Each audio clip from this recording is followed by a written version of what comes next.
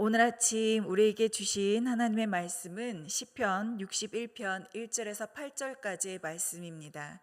시편 61편 1절에서 8절까지의 말씀을 한 목소리로 봉독하겠습니다. 하나님이여 나의 부르짖음을 들으시며 내 기도에 유의하소서. 내 마음이 약해질 때에 땅 끝에서부터 주께 부르짖으오리니 나보다 높은 바위에 나를 인도하소서. 주는 나의 피난처시요 원수를 피하는 견고한 망대이심이니이다. 내가 영원히 주의 장막에 머물며 내가 주의 날개 아래 피하리이다.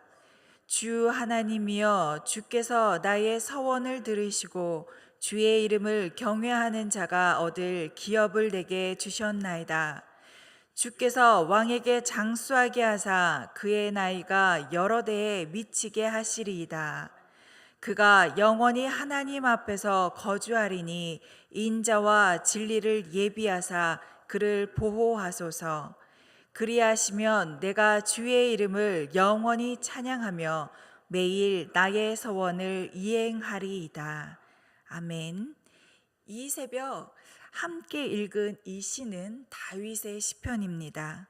어떤 상황에서 이 시편을 썼는지 우리는 알지 못하지만 아마도 고난의 상황에서 믿는 자의 간구가 어떠해야 하는지, 고난의 자리에서 다윗이 간구한 이 기도를 보며 우리는 어떤 기도를 고난의 자리에서 해야 하는가를 알 수 있습니다. 2절 말씀을 보시면 내 마음이 약해질 때에 땅끝에서 주께 부르짖으오리니 나보다 높은 바위에 나를 인도하소서라고 말합니다. 다윗은 더 이상 도망갈 곳이 없는 땅끝과 같은 상황에 처해 있다. 더 이상은 물러날 곳이 없다. 더 이상 물러난다면 떨어지고 말 것이다. 이렇게 죽음과 같은 어려움이 그의 앞에서 그를 옥죄어 오고 있는 상황인 것 같습니다. 땅끝은 하늘과도 멉니다. 상황이 자신을 어렵게 만들 때는 항상 마음마저도 우리는 무너지게 됩니다. 어려움 앞에서 힘을 낼 수 있는 사람이 몇 명이나 되겠습니까? 대부분의 사람들은 어려움 앞에서 마음마저도 무너지고 맙니다. 다윗은 어렵고 괴로운 상황 앞에서 자신의 마음이 약해질 때에 주께 이렇게 부르짖습니다. 나보다 높은 바위 위로 나를 인도하여 주십시오. 나보다 높은 바위. 나보다 높은 바위는 장비가 없으면 도달할 수 없습니다. 우리에게 힘이 없으면 내 스스로는 올라갈 수 없는 곳이 바로 나보다 높은 바위입니다. 그는 땅끝에 서서 하나님께 부르짖습니다. 내가 이제는 내 힘으로 도달할 수 없는 피할 곳으로 나를 인도하여 주십시오. 내 몸과 마음이 이제 지쳤고 이제 쇠하였으니 약해진 나를 인도해 달라라고 하나님께 간구합니다.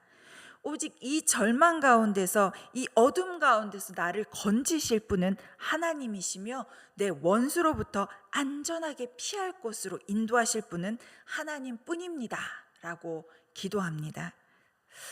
우리 아이들이 금요기도에 와서 노는 걸 보면 높은 곳에 올라가 있어요. 바닥에서 노는 아이들도 있지만 높은 곳에 매달려 있는 아이들이 있습니다. 저는 그 아이들을 보면 참 불안해요. 그런데 아이들한테 내려와 라고 손을 뻗치면 어떤 아이들은 밟을 거를 주세요 라고 하는 아이들이 있는가 반면 저하고 신뢰를 좀 쌓은 아이들은 몸을 던져서 제가 받아줄 거라는 걸 믿기 때문에 몸을 던져 저에게 안깁니다. 만약에 엄마나 아빠가 가서 손을 뻗쳤다면 밟을 걸 주세요 하지 않고 그냥 몸을 던졌겠지요. 왜냐하면 나를 받아줄 걸 알기 때문입니다. 위험한 상황에 엄마 아빠를 부르면서 손을 뻗치는 아이들의 마음에는 엄마 아빠는 당연히 나를 도와줄 거야 라는 확신하는 그 믿음이 있습니다. 그 신뢰가 바탕에 깔려있기 때문에 아이들은 두려운 상황에서, 그리고 견디기 힘든 상황에서 엄마 아빠를 소리 높여 부릅니다. 제가 국민학교 시절에 제가 살던 집에 큰 방, 바로 엄마 아빠 방이지요. 이 큰 방 방문이 굉장히 뻑뻑했습니다. 어린 제 힘으로는 그 문을 열 수 없었습니다. 아이들에게는 엄마 아빠가 없는 큰 방이 굉장히 호기심이 많이 가는 공간입니다. 감히 엄마 아빠가 있을 땐 손댈 수 없는 그곳을 파헤칠 수 있죠. 저 같은 경우에는 엄마 화장품 가지고 놀기, 절대 엄마가 이렇게 허락하지 않지만 엄마 없을 때 화장품을 가지고 놀기도 하고 엄마 아빠의 서랍을 살짝 뒤져보면서 놀기도 했습니다. 실컷 놀고 이제 나가야지 하는 순간에 문을 잡아당겨도 제 힘으로는 열 수가 없었습니다. 너무 당황한 나머지 엄마 아빠를 부르기 시작했습니다. 아빠 사무실이 바로 아래층에 있었습니다.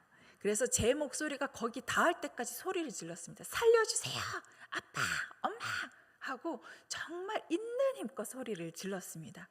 이 소리가 밑에 있는 사무실, 아빠 사무실에 닿기를 원하면서 소리를 지르기 시작했습니다. 내 소리를 듣고 엄마가 달려오셨습니다. 얼마의 시간이 지났는지는 알지 못합니다.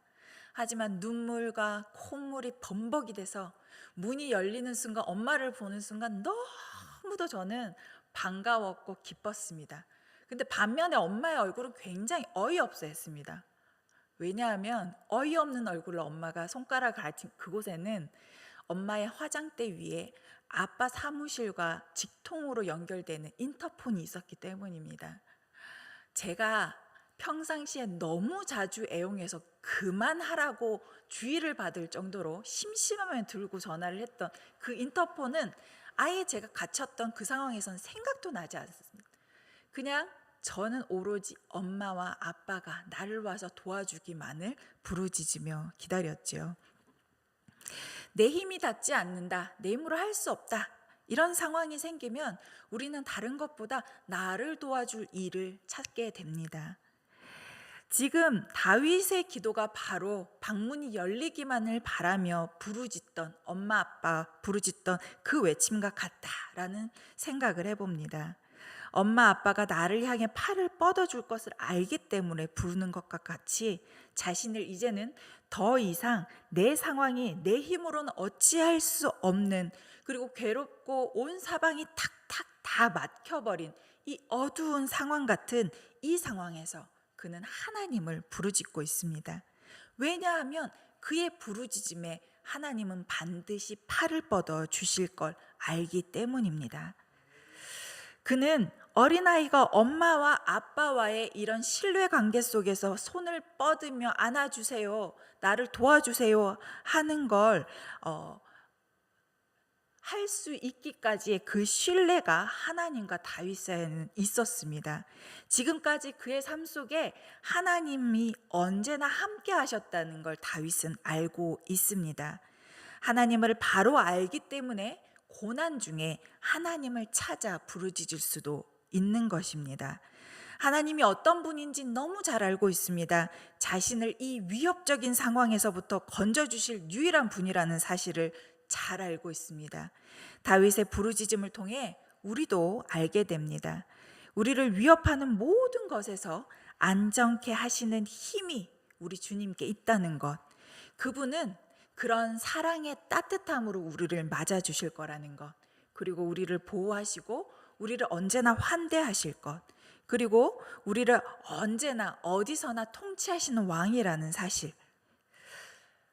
우리는 이 모든 걸 하나님께서 우리에게 이렇게 하실 거라는 걸 성경을 통해서 너무도 잘 알고 있고, 어떤 상황을 통해서 우리에게 닥친 그 상황이 지나가고 난 후에 그랬지라고 하면서 또 알게 됩니다. 하나님이 우리를 향한 아름다운 마음을 항상 담고 있다는 사실을 우리는 압니다. 그런 아름다운 하나님의 마음에 기대어서 그 장막 안에 머물면서 주님의 날개 아래에서 보호를, 그리고 안전하게 우리는 거할 수 있기를 갈망합니다. 그가 이런 갈망을 할 수 있는 이유는 이미 하나님께서 베푸신 은혜를 알기 때문이라고 말씀드렸지요. 자신의 삶에 베풀어 주신 하나님의 은혜를 그는 결코 잊지 않고 가슴에, 마음에 간직하고 있습니다. 다윗은 자신이 하나님께 받은 기업인 바로 하나님의 백성들이 그에게 은혜였습니다. 그리고 하나님께서 그에게 주신 언약의 증거들도 있었지요. 하나님은 다윗을 끝까지 살피시며 그를 영원히 하나님의 날개 아래에 두고 보호하실 것임이 틀림없습니다. 언제나 죽음의 끝자리에 있던 이 다윗은 그렇게 하나님을 신뢰하며 하루 살아왔던 사람입니다. 하나님의 이름을 경외함으로 받은 은혜가 지금까지 그를 지탱해 왔습니다.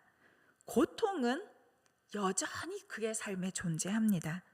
그러나 하나님의 이름을 영원히 찬양하는 것이 다윗이 하나님께 드릴 수 있는 약속이었고 하나님께서 다윗에게 받으시는 전부였습니다. 하나님은 고통 속에서도 다윗에게 임재하십니다. 주의 이름을 경외하는 이에게 하나님은 틀림없이 피난처가 되어주시고 보호자가 되십니다. 하나님께로 피하는 자가 하나님께 드릴 것은 감사와 찬양입니다. 우리에게 하나님이 일하신 것에 대한 대가를 지불하라. 내가 이만큼 했으니 넌 이만큼 해야 한다 라고 우리에게 청구서를 날려주시지 않습니다.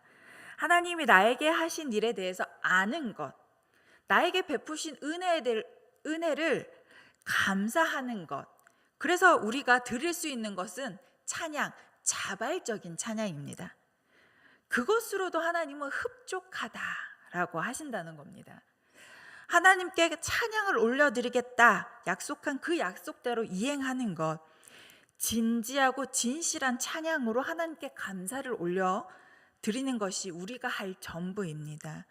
입술의 찬양과 삶으로 드리는 향기로운 예배, 하나님의 은혜를 아는 이들이 드릴 수 있는 감사의 전부입니다. 고난은 언제고 우리에게 이런 모양 저런 모양으로 항상 함께 있습니다. 하나님이 우리와 항상 함께 하시듯이 고난도 항상 우리와 정말 작든 크든 함께 합니다. 사랑하는 다드림 성도 여러분, 괴로운 심정일 때, 또 괴로운 상황일 때, 마음이 메말라 간다 느껴질 때, 삶이 참 고단하구나 싶어질 때, 내 삶의 방향이 어디로 가고 있는지 그 방향을 잃었다 싶을 때 이 다윗의 기도를 기억하셨으면 좋겠습니다. 우리는 하나님의 이름을 부를 수 있는 특권이 주어진 자들입니다. 우리는 하나님의 이름을 부를 수 있는 특별한 존재로 예수 그리스도 안에서 받아들여진 사람들입니다. 그러니 하나님의 이름을 부르십시오. 그 이름을 부를 때 내가 살고 우리가 삽니다. 주의 이름을 부르는 자에게는 반드시 구원이 있습니다. 몸에 힘이 풀리고 마음에 힘이 떨어져도 내 영혼을 살리는 하나님이 자신을 신뢰하며 부르짖는 자에게 반드시 응답하시는 분이심을 믿으시길 바랍니다. 우리는 주님의 구원을 기다리며 영원히 주의 이름을 찬양하는 이들입니다. 그리고 그분께 우리의 삶의 예배를 드림으로 하나님을 감동시키는 다드림교회 성도 여러분 모두가 되시기를 축복합니다. 우리 함께 합심하여 기도드리겠습니다. 은혜가 풍성하신 하나님, 언제나 우리를 가장 선한 길로 인도하시는 주님의 은혜에 감사를 드립니다. 주님의 말씀이 우리의 길이 되고 빛이 됨을 고백합니다. 그 말씀을 더욱 사랑하고 신뢰하며 살아가는 오늘 하루가 되게 하옵소서. 전교인 수련회를 통하여 마음을 새롭게 하셨사오니 그 마음을 잃지 않고 우리 안에 계시는 성령님의 인도하심을 따라 살게 하옵소서. 우리의 구별된 삶을 통하여 그리스도의 향기가 퍼져나가게 하옵소서. 오늘 또 우리와 함께 하시며 도우시고 인도하시는 주님을 의지하며 예수 그리스도의 이름으로 기도드립니다. 아멘.